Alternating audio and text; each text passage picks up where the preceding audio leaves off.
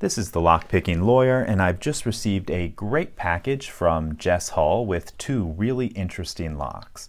The first is a Zeta lock. It's a wedge-shaped padlock made in Taiwan with what appears to be a smiley dimple core.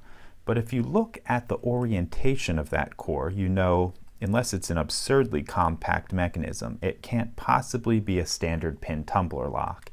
And in fact, it's not. This has 6 sliders and a sidebar holding it shut, so it should be an interesting pick.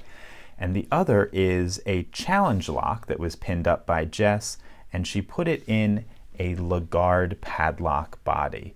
Now, most people know that Lagarde makes safe locks, but they don't know that Lagarde makes padlocks as well. And in fact, I wasn't familiar with them at all until a couple months ago. So both really, really interesting locks. And I am going to see what we can do to get into this Zeta lock now. It has a really great little keyway. It's actually relatively difficult to get a pick into it. And I'll be using this curved flag to hopefully reach up through and pick those sliders. So let's get some tension in the side of this keyway. Tension that with my thumb, and hopefully we'll be able to get into this lock. Okay, 1's loose, 2's loose, 3, little click out of 4. Okay, 5 is binding, got to click there. Click out of 6, let's go back to 1, 1's loose. Maybe I got to click out of 2, click out of 3, click out of 4. I think I felt some movement on the core, nothing in 5 or 6.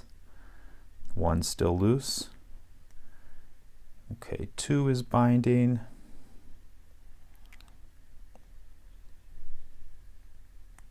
Okay, got to click out of him. Nothing on 3, 4, 5, or 6. Back to 1. And that opened the lock up. Okay, let's take this guy apart and see what's inside. Okay, this does have a, if we look down there, a security screw that requires a special bit to open it up. However, those Torx bits with the little security piece actually usually can be opened with the right size slotted screwdriver, and this one is no exception.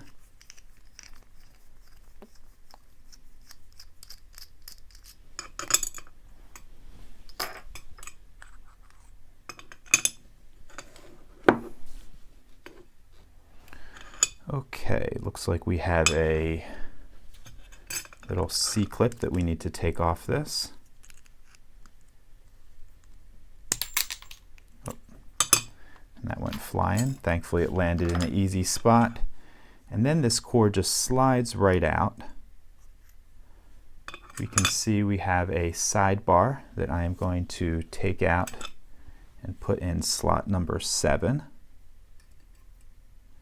And then to get the sliders, we need to pop this top off.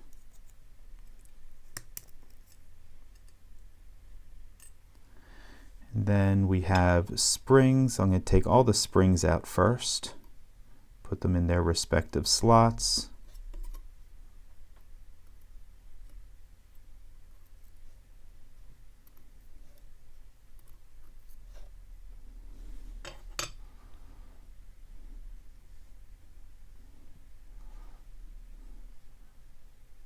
Okay, now let's get these sliders out.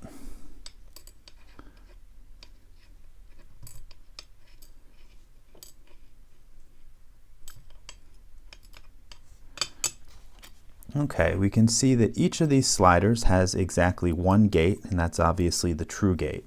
This could have been made much, much more difficult had this lock had any false gates in these sliders, but they decided not to do that.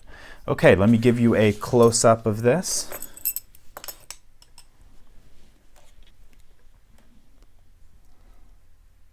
Okay, we can see each of those sliders. They all have one gate in them, and it is the true gate, and they're actually relatively large gates in comparison to the sidebar slot, so not terribly difficult to get them into position. In slot 7 we can see our sidebar with the springs, and in slot 8 the cover that holds each of those sliders in place.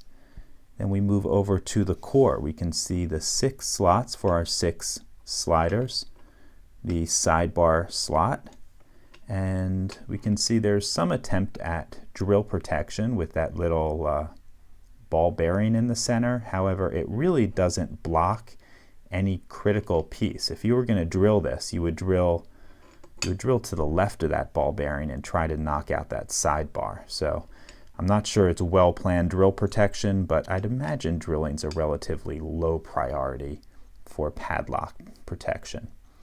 In any case, this has been our Zeta padlock. Jess, thank you very much for sending me this really interesting lock. To everyone else, if you have any questions or comments, please put them below. If you like this video and would like to see more like it, please subscribe. And as always, have a nice day. Thank you.